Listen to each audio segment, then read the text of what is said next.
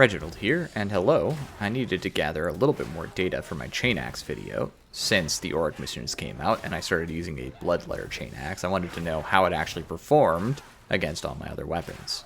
On all of the tests, including the Poxwalkers and the Scab Bruisers, instead of just on the Crushers. And since I was already here, I figured I'd go ahead and just do the Psyker Illisi footage that I already had taken in patch 11. For my Psyker's build, I'm using a 3-1-2-2-1-1 build, and the main reason for that is just to avoid kinetic flare, which is what I usually run, but I didn't want a 10% random head pop ruining my dataset. This shouldn't really surprise anybody, but the Illisi does very, very well in hordes, and it does fantastically against Scab Bruisers, and is useful against the mixed group, though the mixed group took a few tries to get right. The Crushers are probably, as ever, the standout item. I was going to consider this a hard, but then I remembered that if you push attack, it knocks them over, and that lands it squarely in medium. Unlike the Power Sword, which has really some challenging stagger options, I've heard that maybe you can use light attacks, so I haven't tested that yet to get stagger on those.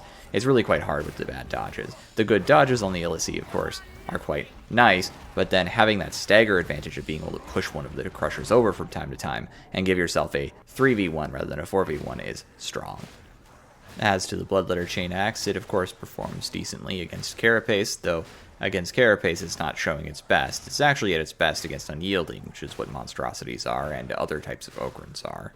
Despite running Slaughterer instead of Headtaker on this chain axe, I still don't get particularly strong results in regards to horde clear. Slaughterer alone just isn't really cutting it, unfortunately. But if you are playing an Auric Maelstrom mission and you know you're going to be fighting a lot of monstrosities for some reason, like maybe that modifier, then this thing's actually an absolute beast at chunking its way through those monstrosities.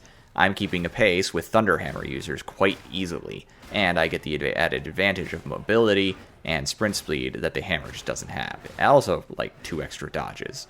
Like I said, that's really all I have to say. I just wanted to quick do a little video since I had to harvest the data anyway. I'll let the rest of these play so you can watch and see if anything strikes your fancy, but don't expect too much. Have a wonderful evening, and, I don't know, have a great week too. I hope to see you soon.